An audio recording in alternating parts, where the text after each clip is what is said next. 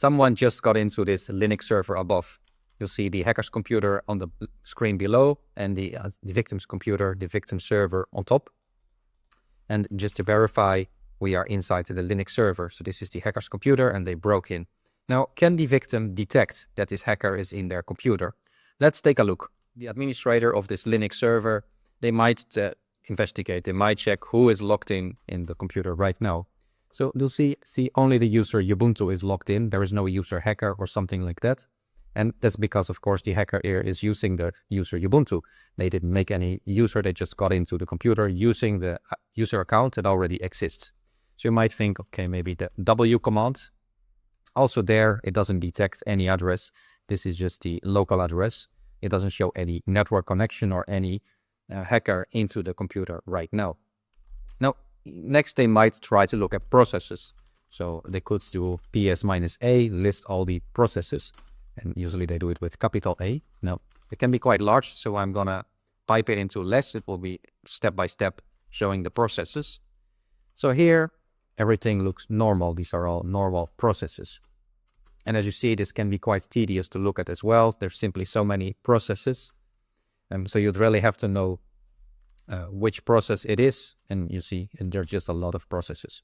So that's not a good way to detect it either.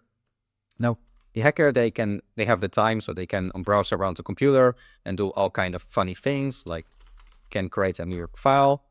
And if we check the computer here, obviously this computer above is hacked. So how can you detect if a hacker is in your computer right now? So one thing you could check for is current network connections. You can do that with the command netstart -antop. So that's all network connections, TCP, and we're looking for programs. So if I run that command, it shows you the current network connections your Linux server has right now. So you'll see the local address, that's your computer address, and where it is connecting to, the foreign address, you see it in this table. So this is your computer itself and where it is connecting to. It shows the state. So is it listening? Is it established? So does it have a connection right now? And which program is being connected? So if we check in this list, we only see one program here. This is this bash program. And bash is the standard Linux terminal. So that in itself is not suspicious. But we do see a network connection to another computer here. So you see this is all the same network connection, but there is a different one here. So obviously something is going on here with that network connection.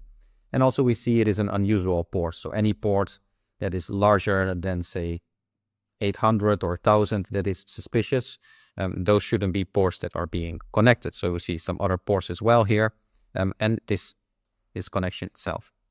Now, another way you might want to detect it is checking the bash history. So any Linux system, any Linux file has a bash history. So let's say the hacker disconnects at some point and then check the bash history. So we output that file and it's in your home directory, so home, whatever user. And we could take a look at the bash history to see if there's anything happening. So I do that with the cat command and I load the file .bash history. That's a hidden file and it records any Linux command typed.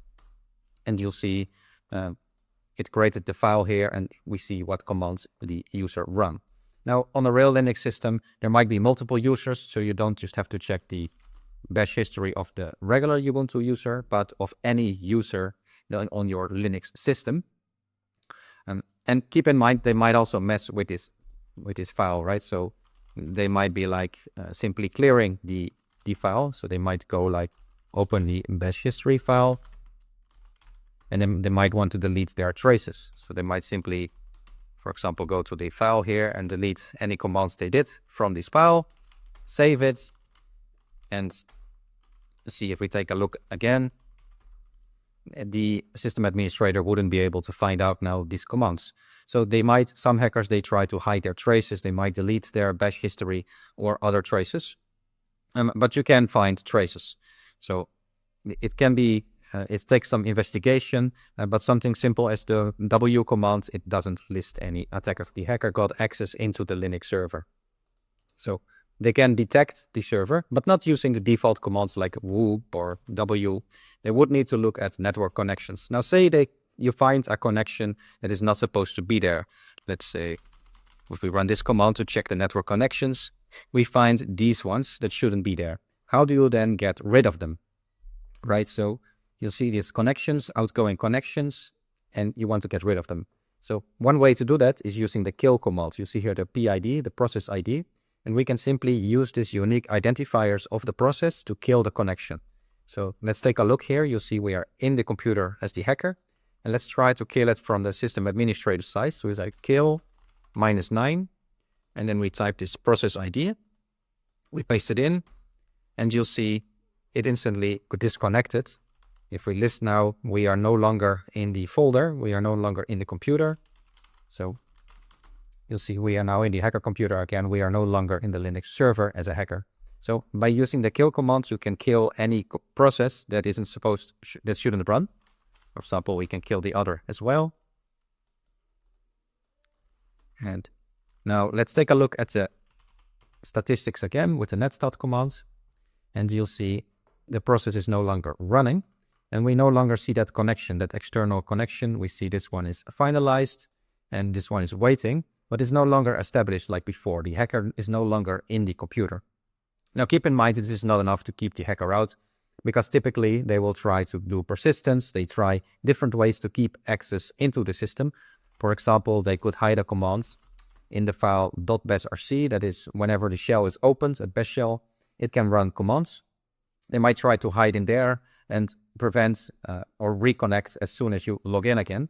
And there are different ways. They could run cron jobs or other things to keep automatically connecting or keep letting them have access into your Linux server. But the most simple way is simply killing the process that blocks the connection immediately. But you have to do also additional investigation and elimination so that they no longer have access into your Linux server.